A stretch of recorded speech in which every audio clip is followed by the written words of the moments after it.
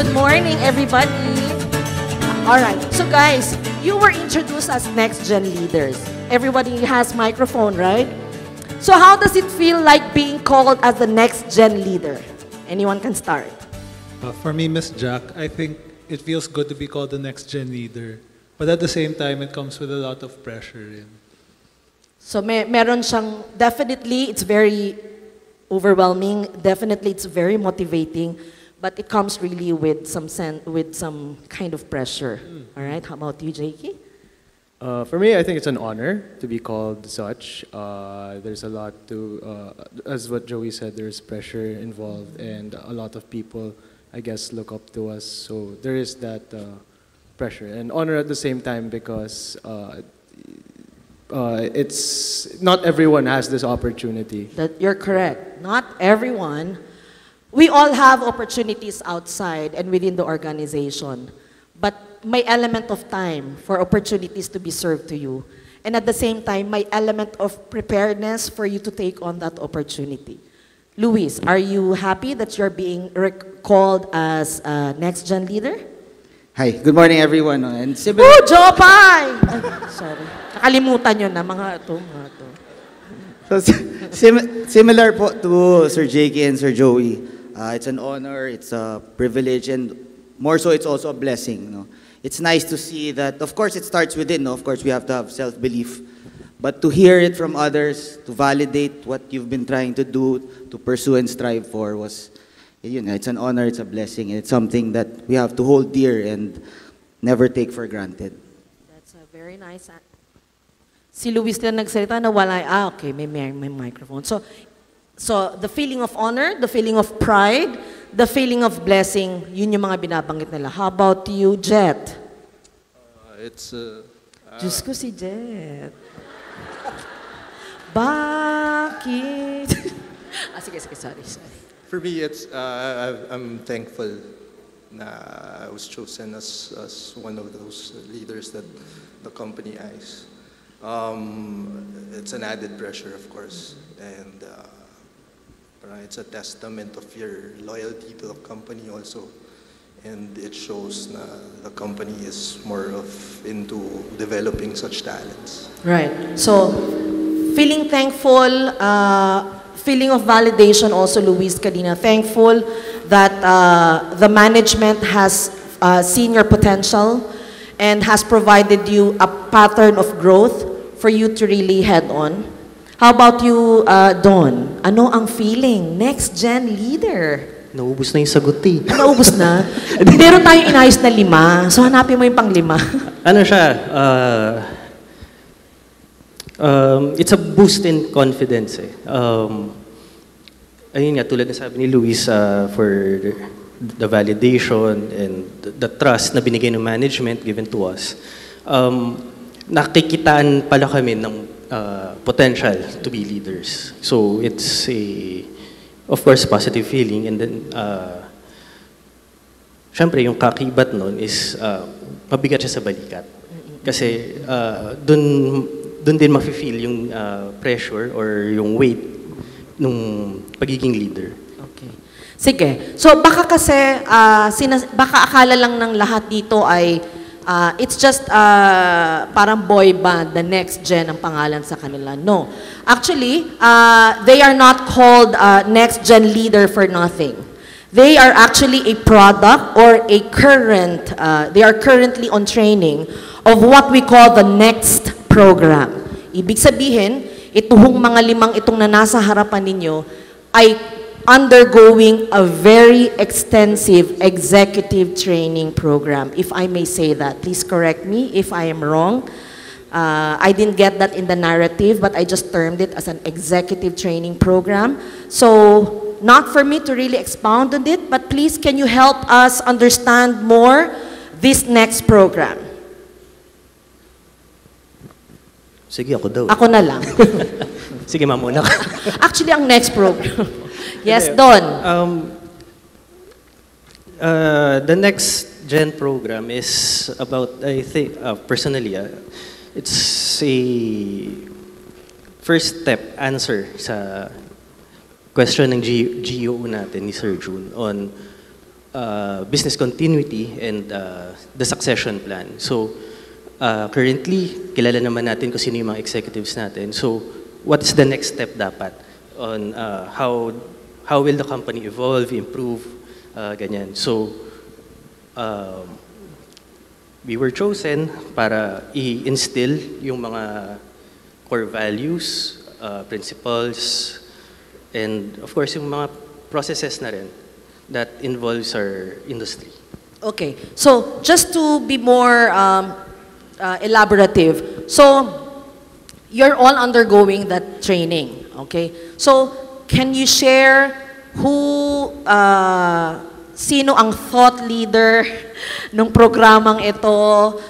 Kailan to ginawa? Kailan to sinimulan? Tuwing kailan kayo may session? Is this a face-to-face training? Is this done via video conference? Do you have case studies? Do you have assignments? Do you have reports to submit to validate your understanding and to check on your progress? Luis. Hi. It's a mixture of different executives that share their time, no? But mainly, especially for the first half, it was Sir Jun who was taking the lead in facilitating the discussions. And then at this point, no, just to share a bit more, we're in this portion where it's called coaching series. So we share case studies, we do each session, one is assigned, and then we share a certain case study that we discuss, we analyze, we assess, and ayun. So, and then from time to time, there are different executives that sit in, some for a more, what's this? A role na silang talaga nag-speak. Okay. Sometimes they just sit in to observe, yung mga ganun po. Okay, so you said na two things. Sinabi ni Don kanina that so this was driven by a constant reminder, a constant call for step-up leadership from our GEO. Frequently, in most of the yellow table sessions in our Culture Day, there is always that strong call to step up because I remember that, Don, you said during the conference that for us to be able to do more, and that's not only Eileen, that's not only Apple, that's not only Mike, Adrian, Mr. Nang. We need to be able to step up because eventually they would need to do something else and something more. Kaya, am I correct in understanding that you are being groomed to be the next in line? Tama ba yun, Jet? For me, it's like a master's course. Okay. And so the extensive, as you said, extensive theories, concepts of the business. Yeah. On top of that, just special would be the strategies involved in each business. And of course, the values. Yun yung most important. The values that you have to have so that you could step up and be the next, to prove to be the next. Okay. Okay.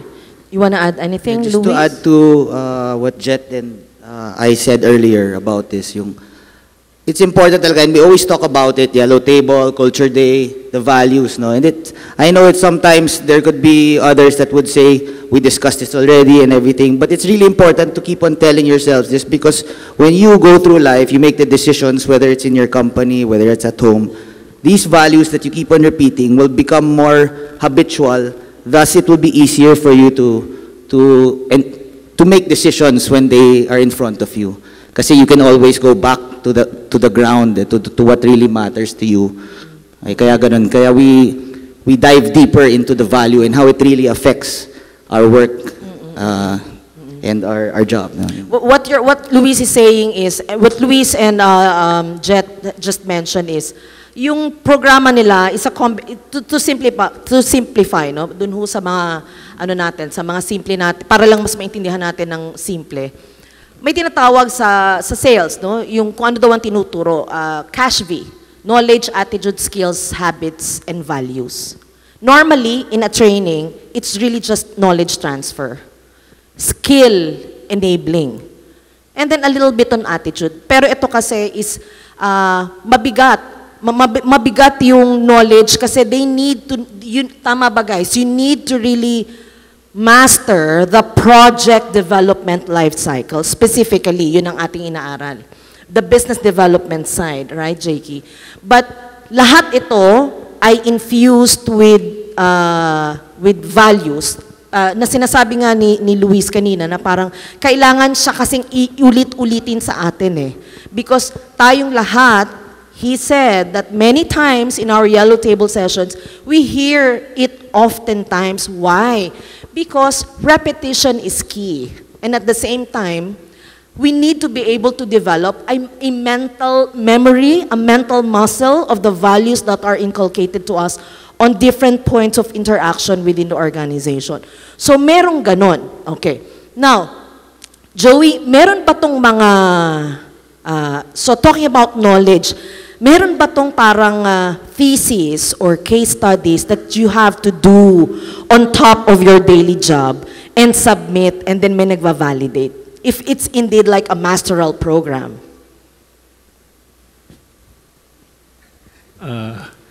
So may special project na lang. Sometimes we have like homework. So may homework.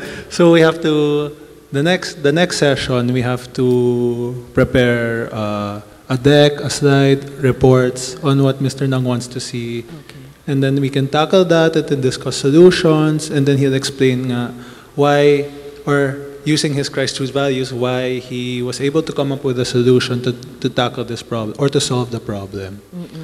So that's the master class portion of it naman. Okay, so talagang extensive siyang training. Would you remember, Jakey, kung kailan nag-start yung program na to? Kasi parang ako like medyo matagal ko nang naririnig sa inyo, but when did this program start? I think it started last year, Papo. Like Okay. mid last year or the third quarter of last year. I remember May. May. So mag-iisang taon na ito, sir. Okay. And seems like we are getting very good results of a 1-year program. And then continuous pa to, right? Okay, continuous pa. Okay. Sige. So that's what they are having right now. Okay. So that's why it's a next program, kaya naman tinatawag silang Next Gen Leader, because the objective of the program is to develop this new breed of leaders. Okay? Now, talking about development of you as a Next Gen Leader, let's talk about branding. Okay, medyo mahalaga to ng bahagya, no? Okay. Specifically, leadership brand. Because one, you are being groomed to take on higher leadership roles. Second, may public perception already about this new set of leaders. They're very young, fresh, vibrant. So kung hindi sila nag-agree, natatawa sila sa young and fresh. Paano ba yan? Okay. So, ibig sabihin, medyo, kung titingnan kasi natin sila, do you agree with me, batang-bata itong mga to? Grabe itong mga to. Kaaway nyo ba itong mga to? Bata sila, oh. As in, batang-bata pa, kaya siya next gen leader. Okay. So, pag-usapan lang ho natin yung branding kasi may gusto lang tayong tanungin sa kanila. Okay. So, specifically leadership brand or the leadership image that will be established based on a leader's distinct and authentic persona. Somehow, meron na ho kayong makikita mga certain authentic persona from them. Best example of leadership brand is Mayor Vico Soto. Mayor Vico Soto is also positioned and is projecting and is cited to be a next gen leader. Okay. So, he also sees Pasig as a breeding ground for new next-gen leaders. May isa pa ho na may specific branding, and I'm not sure if you're familiar with this one. Another one is Blessed Carlo Acutis, the first millennial saint. 15-year-old Italian guy na namatay from leukemia, and he will be canonized by Pope Francis on Sunday, April 27, as a saint. So, yung picture na naka-red, yan na actual niyang itsura, very young, as in teenager, At yun ang itsura niya sa tomb. Naka-jersey, naka-sneakers, may backpack. That is their brand of spiritual leadership. Vico Soto, ganun ang kanyang positioning. Sa inyo, na bagong-bago, right now, the leadership brand being established for you is Next Gen Leader. Young, inspirational, aspirational, driven thought leader, given these additional roles and responsibilities, I have two questions for all of you. How do you intend to humanize the type of branding that you want? And or do you see a need to rebrand yourselves given a different and higher set of responsibilities? Before you answer, for all of you who knows them, you see them in sneakers. You see them in hoodie jacket. Some of them, they come in, like Joey, nakabarong siya every Monday. But it's really very casual. It's really very casual. So we're interested to find out that given this new set of responsibilities, do you see a need to rebrand yourself, or how do you intend to humanize this Next Gen Leader concept for you? Jet. Ako kasi before, I used to wear yung barong. Yes. Kasama ko siya sa Elan Vital Pioneer Days. And Jack was Talaga my namang. boss. Talaga namang siya ay nakabarong. I used to wear barong. Kasi yun nga, medyo formal. Ganun. Pero as time goes by, na you have added responsibilities, parang na-observe ko na hindi lumalapit yung mga tao. Bakit? Simple question. Course through pa nila sa WhatsApp or sa Viber, ganyan. So yung mga ganong style, parang iniisip ko, mukha na nga ako masungit, nakabarong pa ako. Hoy, maganda yung... Honestly, maganda yung realization mo. Buti naman in-admit mo. I love you, Jet. Yun na, honestly, ganun naman talaga yung feeling. Pero, yun nga, what if ibahin ko yung style? Ibahin ko na hindi ako magbarong. Sorry. Kung merong dress code. Pero hindi na ako masungit. Oh, I want to talk about the dress code. Sir, I was very stricken by what you said. Sige, Jet, tuloy lang. This afternoon, hindi na ako, nag-dress down na ako. So, pag pumunta ako ng site, hindi na ako nakabarong. So, nagtatanong na sila, kasi approachable na eh. Feeling nila, hindi na, si Jet naman to eh. So, makakausap ka nila as a real person. They could give you the real problem, the real situation. You could give them the real solution. So, ganun. Yun yung realization ko. Tapos ngayon, medyo slight effective na siya. So, pero, I know, mukha pa rin ako masungit. Pero, I have to say, nabago yung damit niya, pero pag yung masungit niya, ganun pa rin, Carmen. So, that's actually a very good branding strategy. Because, quickly, no offense doon sa mga nagbabarong. But actually, I wanna add, Mr. Nang himself said that the reason why piniprefer niya na tayo ay naka-polo shirt as a uniform, it's actually to bring down the social pressure to dress up without really you looking sluggish.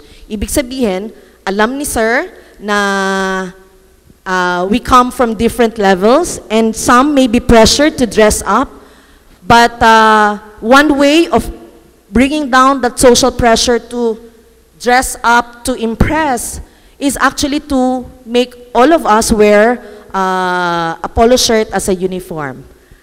Tama, sir. Okay, natandaan ko. Memo Gold Plus. Okay.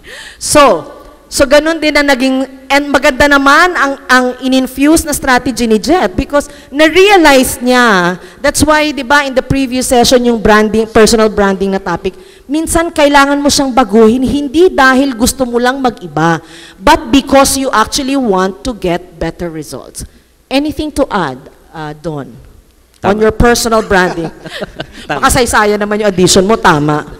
Hindi, same lang kami ng, same lang kami naisip ni Jet. Dati ba, ikaw, nakabarong ka rin ba? Actually, nung first few weeks ko, here, naka long sleeves tsaka necktie pa ako eh. Talagang typical working man attire, gano'n. Okay. So, tulad din ni Jet, tingin ko, ang perception sa akin, first impression actually sa akin ng mga tao, baka masungit din to. Okay.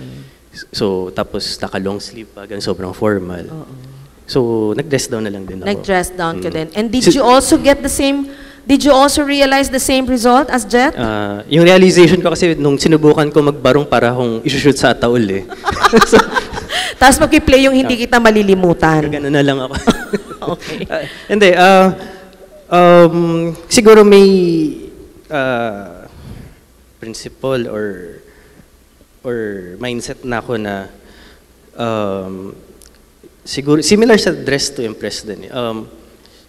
You don't need to dress up, pero yung tinuro kasi sa akin way back is you need to dress that takes command eh. Na makikilala ka na, uy, boss pala to. Pero iba dito eh. Of course, naniniwala naman din ako na you need to dress as comfortably as possible. Pero syempre, within the norms or properly naman. Appropriately. Appropriate.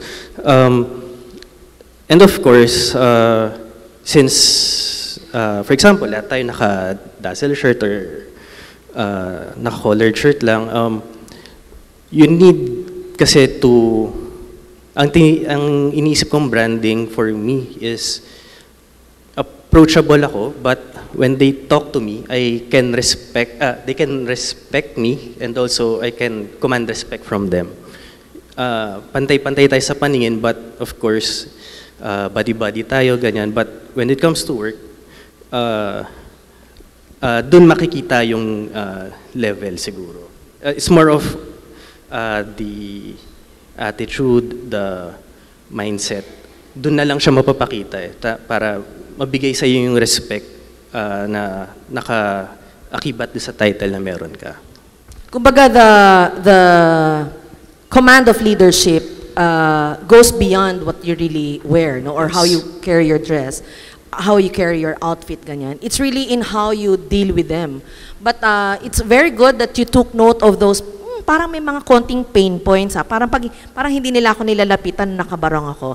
How about you, Luis? And then kayong dalawa, si Joey kasi, di ba, nagbabarong to, no? Mamaya tatanungin natin to.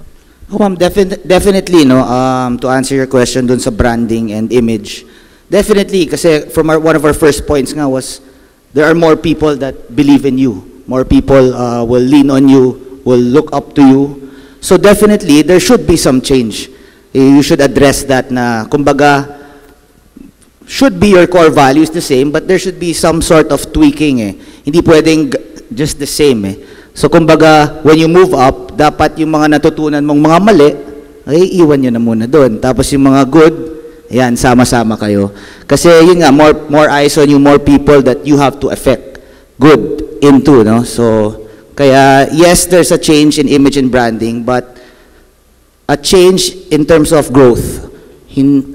Same values, grounded pa rin, but the growth should be there. Kasi kung hindi ka gumalaw, then parang, diba, there was movement in the rank in your scope of work. So dapat talaga na ikaw rin, hindi pwede yung position mo lang, yung Hindi on pwede. paper lang, diba? Yes, hindi pwedeng on paper lang, hindi pwedeng extrinsic lang yung paggalaw. Kailangan yung sa'yo mismo sa loob, may movement din, may growth din, right? Joey, do you feel any difference from the crowd as to their dealing with you and Jakey kapag medyo formal yung outfit ninyo versus naka-dress down ng konti? For me naman, ma'am, I just wear the barong kasi every Monday I have to report to the chairman. So if I don't look formal, then he might make tampo kasi. Yun lang, that's mostly it. Mamaya. Tama lang yun. That is actually dressing appropriately. You dress depende sa occasion, right? Yes. Kausap mo It's siya. dependent on your audience. And we see the chairman really wearing barong. So you also, when you speak to him, you also carry yourself similarly like him. So tama yun, Joey. But on other days, I'll wear in whatever the culture in the office is. And then on the note on branding kasi, I feel like before you have to determine whether what you dress or how you behave, you should first know muna what your passion is. So whether it is in the office as a leadership branding or personal branding, you have to know muna like what your passion is first. And then once you determine that, purpose Purpose pala. first. You have to know your purpose. Purpose first. So once you know your purpose, the rest will follow na. So what's your purpose as a son? What's your purpose in the office? What's your purpose in Joy Nostalgia? Once you define that, once you know those answers already, then the rest will follow. You'll know how to dress, you'll know how to behave, and you'll know how to work with others. That's good. That's a very, very correct framework. Everyone here should be purpose-driven. Because once you're purpose-driven, all your actions will have to really follow whatever your purpose is. How about you, Jakey? With regards to how I dress, I like to wear like a lot of cool stuff because Yes. downstairs kasi in the EDU floor, everyone's wearing cool stuff. Since I'm representing EDU whenever I go up to the 37th floor to the 41st or 42nd floor, since I'm representing EDU, I gotta look, I have to play the part, I guess, in looking cool, since they look cool. And if you come You down, are cool, Jakey. You are really cool. Actually, yes, confirmed. Talagang very cool ang manner of dressing ni Jakey, no? So, ganun. Alright, sige. So, that's so much about their leadership brand, their personal branding, okay? Let's now focus on the key value for today, which is responsibility. Let's try to dig deeper into their personal insights on this value. The value of responsibility, guys, is crucial for a next-gen leader because it shapes their effectiveness. Ibig sabihin, finiframe ng value ng responsibility ang kanilang effectivity on work, kaya sila tinitrain. Also, finiframe nito ang pagkakatiwala sa kanila, which they have mentioned. People approach them more kasi may mga changes silang ginawa because they want to be able to approach more people, they want to be more relatable, and often the trustworthiness is tenure-based. It depends kasi pag matagal ka na sa kumpanya, pag nakikilala ka nila, it depends your level of commitment to the organization. And also, they also mentioned, like specifically si Luis mentioned that people now are, he sent some inspirational line from other people. May mga ibang tao daw na nai-inspire sa kanya. Exactly, because as next-gen leader, ang tingin sa inyo ng tao ay kagaya din namin sila. Sinabi rin ni Jet yun kanina na parang, nung binago ko yung style ko, people approach me more. Because exactly, this organization wants to approach somebody na talagang nakaka-relate sila, madaling kausap. So tama yung sinabi ni Jet na dati masungit siya, nagbarong pa siya, di sobra na siyang sungit. Ngayon, di na lang nakabarong, pero masungit pa rin. Ay, hindi na pala. So nabago na pala. Ano na? Hindi na daw. Okay. So guys, in your simplest term, what does responsibility mean to you? Anong ibig sabihin ng responsibility para sa inyo? The Miss Universe question. Ano ang responsibility para sa isang kagaya ninyo? Thank you for that question. Uh, Can you repeat that again? Yun lang. Hindi. Responsibility is equivalent or equal, synonymous to leadership. So, tulad ng nakasulat sa likod natin, responsibility and man for others. So, leadership equates to not, anong quote yun? Leadership is not about being in charge, but taking care of those who are in your charge. So it's more of empowerment, development, empathy. Tulad nga nasabi ni Sir June. More of paano ka makikirelate sa mga tao under mo, tao sa paligid mo, tao sa labas. Internal, external customers, etc. Leadership equals responsibility, equals empathy, equals accountability. So, ayun nga, hindi ka lang responsible but accountable ka sa mga tao mo, sa mga decisions, sa growth ng tao. Of course, sa growth mo rin. May responsibility ka for sa company, sa tao mo, sa family mo, and of course, sa sarili mo rin. I thank you.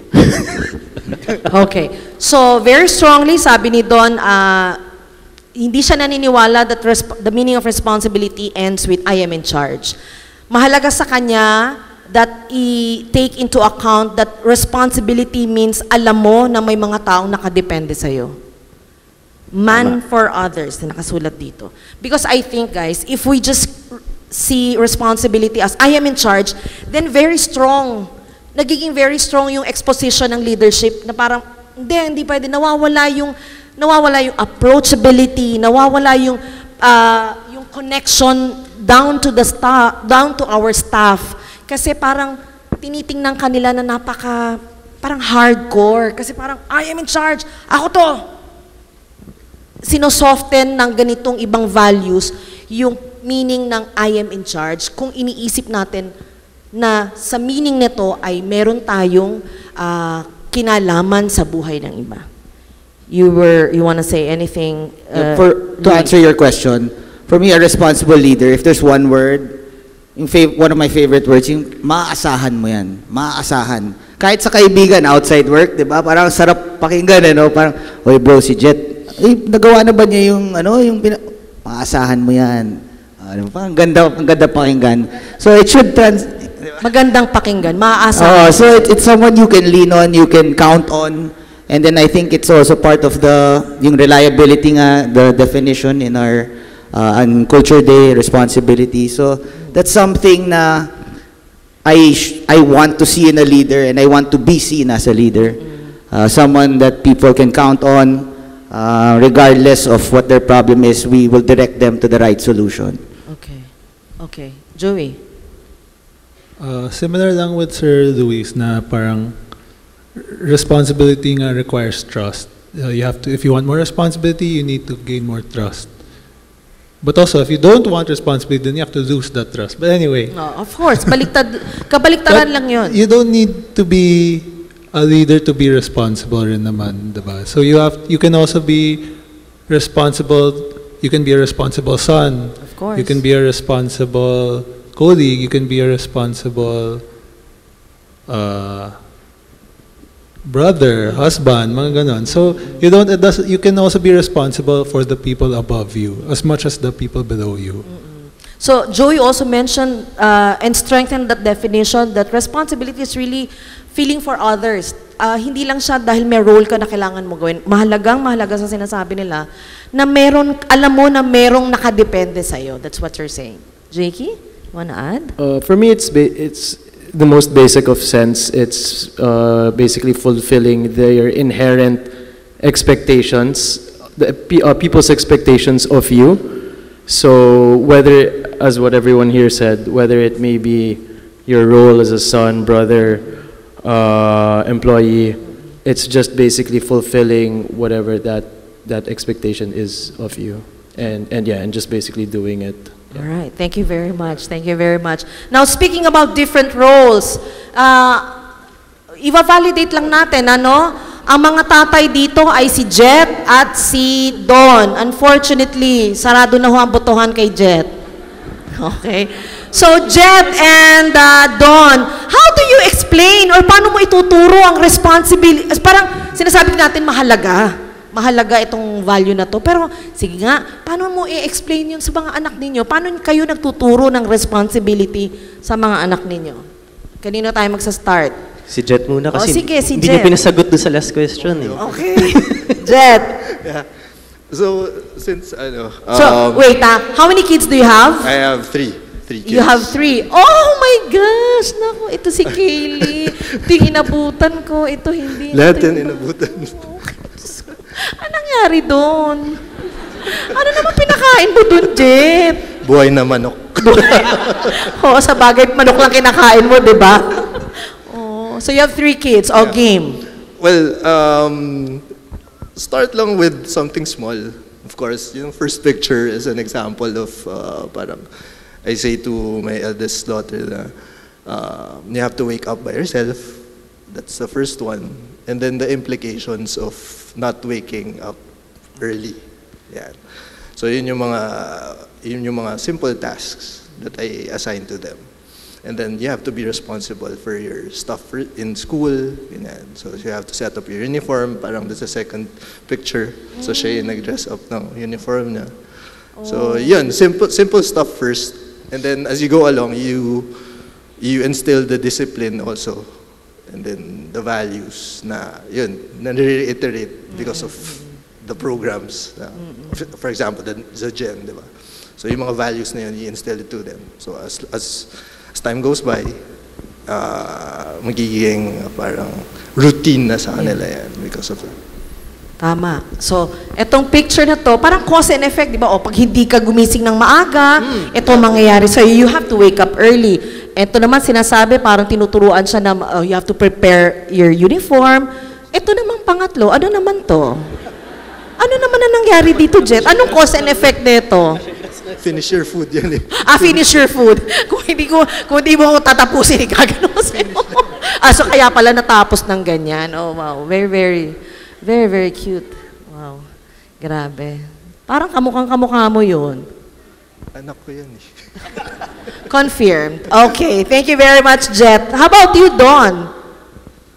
Yung sa akin, I think, same lang din eh for my son. Yun nga, cause and effect. And then, ito naman sa'yo, Don. pwede kong itanggi, no? Hindi akin. Mga tinanggal ho nila ang wedding ring nila. Ayun nga, tulad na sabi nyo, Miss Jack, it's more of cause and effect. Siguro sa akin, carrot and stick. Well, di ko naman pinapunish, but ina-explain ko lang din anong mangyayari nga kung hindi mo gagawin to. Siguro nakikita niya sa bahay is on how I handle things. Kasi sabi ko nga sa bahay, ako ang hari sa bahay. Kung anong sasabihin ko masusunod. So pag sinabi ko, ako maglalaba. Ikaw ang maglalaba. Inaabangan ko yun eh. Ako ang hari! Pag ako magpa-plancha, wala kang angal dapat. Bigay mo lang sa akin yung sprayer. Yeah. Ako magpa-plancha. So ako ang hari, yung asawa ko yung Naniniwala ako doon. Naniniwala ako doon. So ako yun. ang magsasaing ngayon. Joking aside kasi, siguro napapansin din ng son ko, lalo na most recently siguro, nagigising siya, wala ako. Natutulog siya, wala pa rin ako. So, siguro by the weekend, doon kami nakikita. Pero I still take on the responsibilities around the house. So, I think, isa yun sa gusto kong instill sa kanya, na kung ano man ang weight, ano man ang kailangan pagdaanan, pwede magpahinga syempre. But you still have to move. You still have responsibilities. Anong sinasabi mo sa anak mo pag nagtatanong ba siya sa'yo pag parang hindi na kayo nagkikita? Parang weekend na lang. Tingin ko nasanay na siya. Nasanay na Takarap na siya sa computer. Sabihin mo, Daddy is taking on other responsibilities. Nandun ako so sa Daddy kabilang, can be a responsible father for you. Nandun ako sa sagutan. kapatid mo sa kapitbahay. Okay. Ilang taon na to, Don? 14. Nako, may binata. Maaga ako nagsimula. Oo, tama yan, para magbukang barkada lang. At dyan po natatapos ang kwento ng mga mag-aama. Pasensya na, wala ho tayo makukuha sa kanilang tatlo. But, Jakey and Joey, can you describe a specific life stage kung saan parang you felt the need, this time I need to be responsible? May mga ganong life challenges bang dumaan sa inyo that further affirms the need to be responsible? Nag-uusap po sila sa mata. Sagutin mo lang ang tamang sagot. Jackin po yung Well, recently I was given the opportunity po to hire junior PDs na. So, I guess I guess this year, parang I'm learning na I'm really responsible for my own group, my own team. So I have to manage that na parang being, winning their respect, but at the same time, being relatable to them, and also like taking the time to teach them how the business works. Yan. The picture that's being shown now, these are not your junior PDs, no? Kasi ito yung mga kasamahan natin sa Extraordinary. So like sina Vanji, nandun sila. So ito yung mga team also that at some point at your early career with us, Well, nagdepend talaga sila sa'yo. this one po, this is when we had the first Pasenaro open house. So this was the day that we were able to record the 600 units a month for Pasenaro.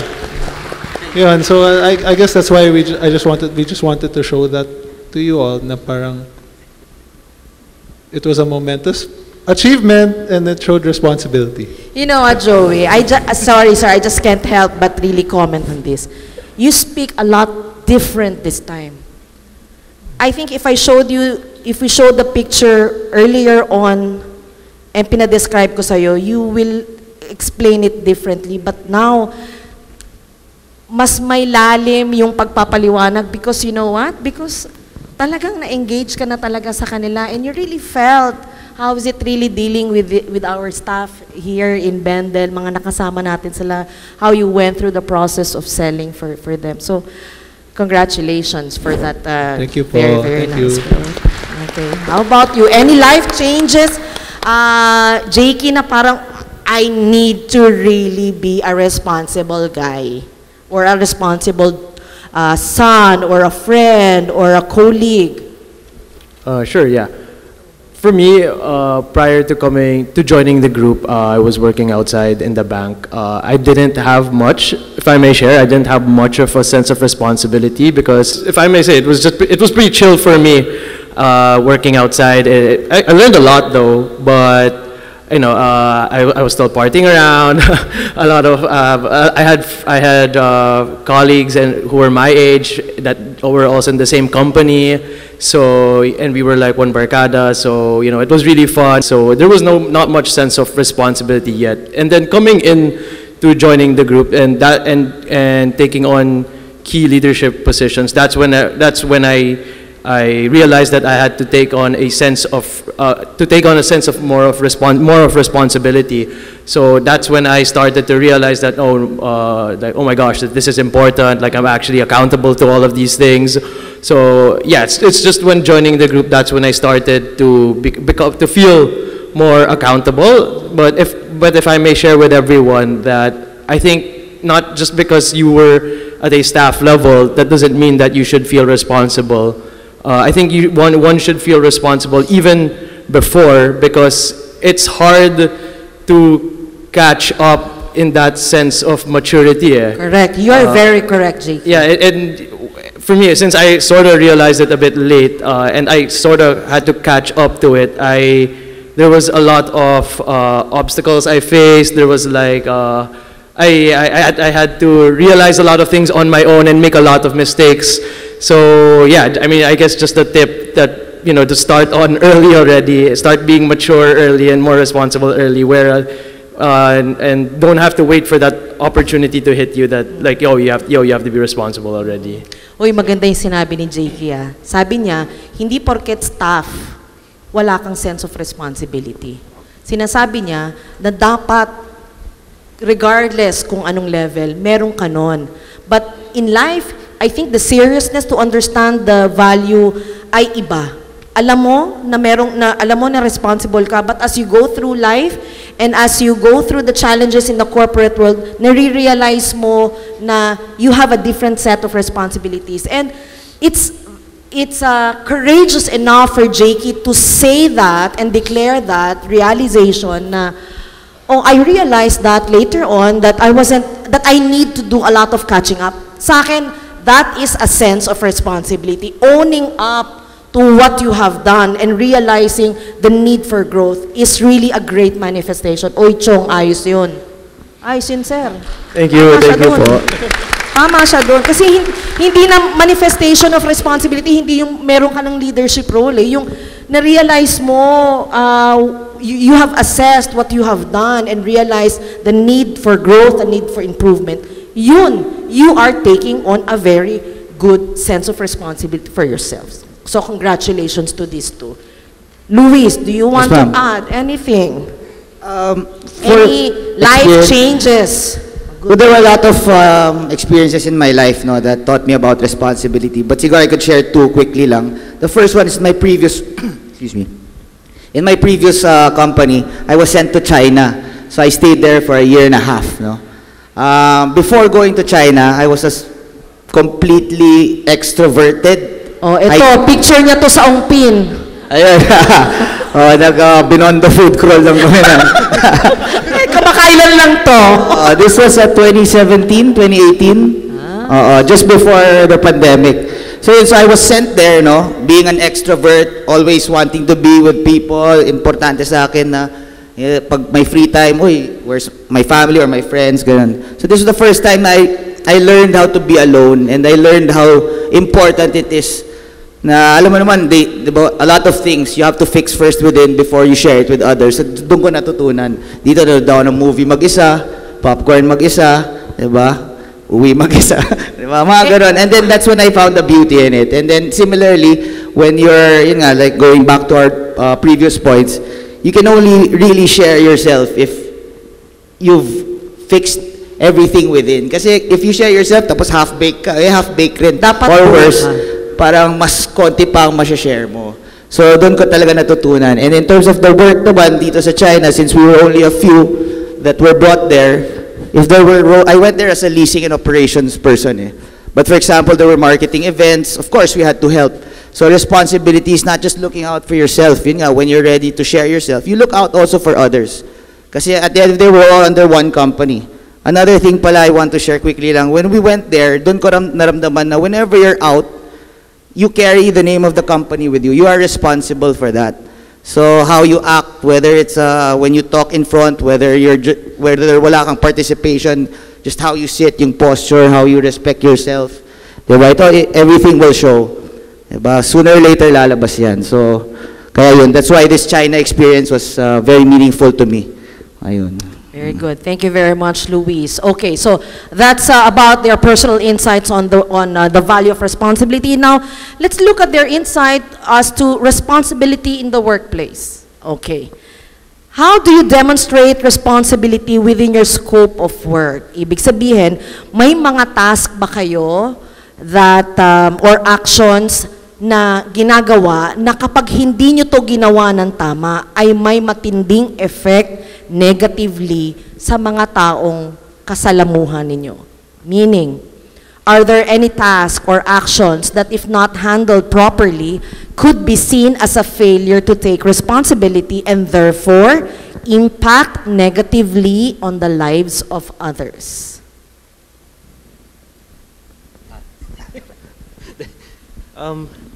Hello. Yun. I think as PDs kasi, since we lead the project team, tulad nga ng tinuro ko sa mga bago, being part of the project development team means alam mo lahat. Alam mo lahat dapat. So, hindi lang dapat alam, but syempre, since alam mo lahat, you need to know kung ano yung nangyayari sa projects, bakit sila nagpapa-approve ng ganito, bakit kailangan bumili, kailangan gumastos. So, siguro an specific example kasi maraming dumadaan sa amin for approval. So, syempre, pag iniiwan nila doon at hindi ko alam kung ano yung MFA na yun, parang i-present niyo muna para at least we know yung pinaka-direction na kailangan gawin, kung kailangan ba talaga. And of course, for example, admittedly may mga napepending sa akin. So, it affects yung mga other departments as to their deadlines, as to their KRAs, as to the deliverables on site, and of course yung up to the ano na rin, to the buyer na pag ni ultimo isang piraso ng papel, it will cause a chain reaction hanggang sa bumili ng bahay. Yung pala kailangan nila mag-move in, sakto lang yung pinag-ipunan nila para maka-move in, makaalis sa nirerentahan, gano'n. Tapos pinending mo lang nang wala lang. So yun yung mga samples na I can see the direct cause ng pagiging responsible or the lack of being responsible. Kaya napaka-challenging ng work at PD because everything seemingly is under you, like what Joey mentioned yesterday, na if I don't immediately approve the fund, then contractor, do you want to share that, Joey? So parang as a PD, you're part of the process of releasing the payments. And so parang you need to have empathy in the fact that you're responsible for releasing money, and then that money or those funds can really affect a lot of the people's lives, right? It can affect what if that contractor is going to be able to afford to pay for so and so tomorrow. It can affect if our brokers will be able to have business the next day. So the funds that you hold as a PD in our business, it just carries a lot of weight with it, and so that carries a lot of responsibility. And at the same time, it's not even our own money, right? It's the money of the company, it's the money of the business. So it should be used with responsibility. So ganun ka-clear yung manifestation, yung importance of this value that you really affect the others, no? Okay, so quickly, 2 years ago, I also had the chance to speak to so may deja vu moments lang to because 2 years ago, I had the chance to also interview our COOs on the same value, responsibility. So, meron ba tayong pwedeng mapakita? Okay, sige. So just to give recognition to these people, how has mentorship from your leaders influenced your sense of responsibility and leadership growth? Meron ba tayong mga specific leadership lessons we have picked out from our leaders? Luis. Ako, well, everyone knows pag Sibol, our COO is Sir Mike Mo, no? And although now I'm on the 37th floor, yeah, picture perfect, you know. Now I'm in the 37th, pero for a year and a few months, I was seated outside Sir Mike's office. So talagang intensive training ang pinagdaanan ko with Sir Mike. Parang feeling ko nga na Mr. Miyagi ako eh. I don't know if you guys know that. Dito, ramdam natin si Mike dito. Palakpakan naman natin si Sir Mike, diba? Sana nilagyan natin siya ng ibang background.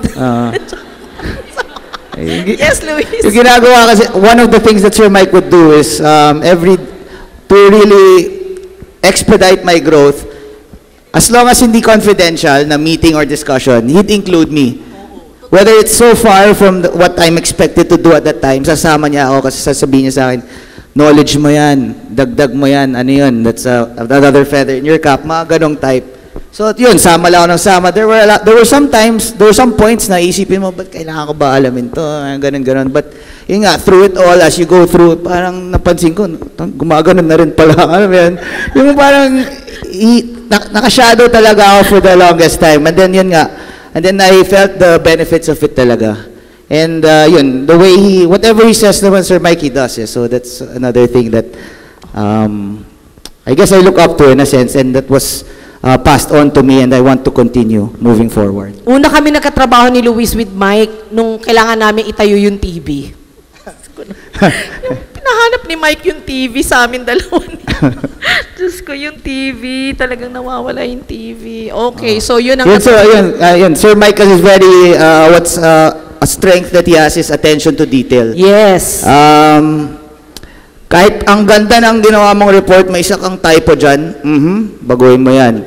Nung una, I was like, sana naman pwede nang i-let go to pero hindi eh. Diba? The way, whatever you prepare that you're gonna transmit to others, whether it's your boss or your coworker, the fact na walang typo, maayos yung pag-print, it shows na you respect the person that you're giving it to kasi you gave it time, you gave it your effort. Diba? Responsibility ko to, perfect ko na hanggat kakayanin. So, na-pick up mo yun sa kanya? Okay. Ayun, so... Same feeling kay Mike? Oh, that's not to put you on the spot. Naka-Zoom ba sila? Hi, sir. Wala. Tay-tay lang to. Chong, tay-tay lang to. Hindi, yeah, tama naman yung sinabi ni Luis. Siguro yung number one na natutunan ko nga is, sinasabi nga nilang, the devil is in the details. So, kailangan niknikin. Of course, kung ano yung ipapasa mo is a reflection of your work, is a reflection of him, is a reflection of Miss Eileen. So, ngayon, or the previous years, actually, ina-advocate na rin talaga niya yung quality. Not just quality of our product, but the quality of work ng mga tao. Ayun. How about you, Jet? Any very specific leadership lesson you've picked out from whoever leader you recognize? Apple? Of course. Of course, Apple. Well, for me, Ayun si Miss Apple. well, on top of the usual numbers, Tingnan mo yung the picture. cash flow, Grabe yung the numbers kay prices, Apple. alam niyo naman yung numbers noon. That's an extreme talaga. Diba? Oo. But on top of that, Kala mo lagi nagku-quiz bee sa math. exactly. So on top of that, very motherly siya. Diba? Yes. So basically parang sinasabi niya na it's not, you have added responsibilities now, Jet. Hindi na lang yan yung puro numbers. It's about you being parang, ayoko naman sabihin father, but parang a North Star para sa group. Especially with sales, with construction, with CAD, of course, shout out. Shoutout daw sa CAD. Shoutout sa sales si Carmen, ayun no. Well, on top of those, you're in charge also of, not necessarily in charge, but you have to be affectionate on the people around you. So you have to be responsible also on how they work, how they feel, are they happy, ganun, yung mga ganung stuff. That's on top of the usual, the intrinsic profitability and everything. So it's about your character also. Parang tinuruan ka niya to soften a bit kasi that's the term, right? To soften a bit. And actually, Jet, effect na effect siya ngayon. Balik ka na, magbabarong ka na. Masungit kang. Effect yun, ha? Okay. Thank you very much. How about you, Joey? Leadership lessons. The two seniors I have that I learned a lot of responsibility from are from Miss Eileen and Sir Adrian. From Miss Eileen, you can really see that she takes all the responsibility talaga in the business. And then Sir Adrian, he'll take all the blame. I'm just joking. But Wala naman sila dito, tayo-tayo lang to. But it just goes to show na as a leader, you have to know nga when to give responsibility, right? Because your output won't be good if you don't make them accountable, if you don't give them the chance to actually put in the effort. And then at the same time, you should also know when to take the responsibility. So like Sir Adrian, he takes responsibility on all aspects of the business, even though he does not directly handle the operations of it all, diba? Yan. Thank you very much. Joey, how about you, Jakey? Leadership lessons from your mentors. For me, leadership lessons from my mentors. What I try to get from them, from all my leaders, from people from the 42nd, 41st, and the 37th, and the 3rd floor, all the leaders there, I always try to observe the way they lead and how they talk to the people. So that's what I really try to get at. Because that's what I try to observe from them. Because when they're very eager to share their teachings to me at the very least, and that touches me. So what I want to say is that I am very inspired when I observe my mentors. I'm encouraged because they're very willing to see me grow. They want to see me grow. They want to see me fulfill my dreams for the company and all these achievements, especially Sir Nicky and Sir Alfie. They try to teach me all the technical things that I need to know about the power business, especially since I came from a different industry. So that's what I'm very thankful for. I'm very thankful for how they inspire me to lead, actually, because if it weren't for them, I wouldn't be inspired. I wouldn't be really inspired. They want me to stand on their shoulders so that I can fulfill the direction of where Solaris needs to be. Very good. So that's a lot of gratitude for you, Mr. Nicky. Ha? Talagang you inspire him daw talaga. So, as a parting message, guys, to everybody, what do you want to say to our Joy Nostalgia community who also aspire to take on bigger responsibilities very soon? Like you, eventually, opportunities may knock for them, or sometimes they are already aspiring to take on higher roles. So anong pwede niyong sabihin sa kanila? Siguro for those who are looking forward. Yes, to looking the forward. program, yes, pwede naman, Miss Jack. I mean, you can look forward to the development programs of the company. But of course, though gusto lahat ng company umangat, hindi siya mapagbibigyan lahat eh. Of course, sabi nyo nga, Ms. Jack, there are qualifications na tinitignan ng company on the development courses na ibibigay sa inyo. But that does not mean na hindi siya ibibigay. It's all about timing. Hindi lahat ibibigay sabay-sabay, hindi lahat ibibigay. Maaring hindi kayo mapili ngayon, but of course, at God's perfect time. Cliché man, but ang bawat tao may sariling growth, may sariling perspective. So maybe it will take a while for you to shine, for you to polish yourself, but please please be confident lang na nakikita ng company na ang bawat talent sa bawat tao nila. So, and then for those who are sa mga mapipili, please be grateful na nakita ng management yung potential nyo. And then, of course, we maximize our learnings. Ginagastusan tayo ng company para magkaroon ng personal growth. For your benefit, of course, for the benefit of all na rin. So, wag natin sayangin yung opportunity to learn. So while God prepares the perfect timing, you try also to perfect your own skill so that when that opportunity arrives, everything will be perfect. Do you want to...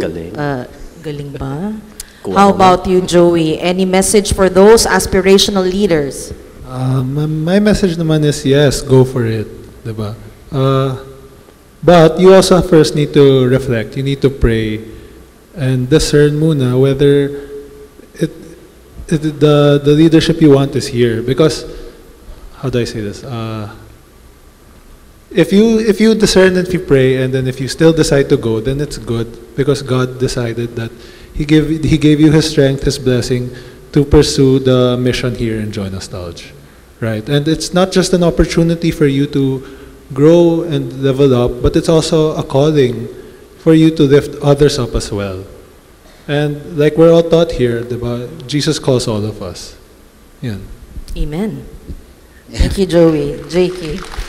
Your message to those very soon ones also to take on the place that you have right now. I'd say to go for it and to not be shy, to not be afraid, and to always ask questions and to show initiative. I think we have this subculture amongst us, especially in amongst us in the workplace, wherein you don't want to be quote unquote pabibo or to Be tagged as bida-bida. Yes. So I would like to put that away, and to not be afraid to ask the questions for the person to know more, so they can take on more leadership roles. So just basically keep on asking questions and to take initiative and to approach anyone who may help this aspiring person be who he wants to be. So yeah, so basically just not be afraid. So let's be very courageous to take on new lessons every day because that will make you a better person.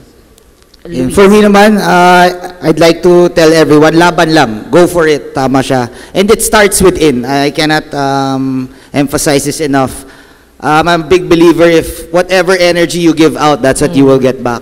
So if you fix yourself, your attention to detail, you do your work, people will see that. It will follow. And you will get whatever man ang dreams or aspirations mo in life. That's actually, for me, a good formula to go on with life. Oh. Fix yourself because you cannot give something that is half-half.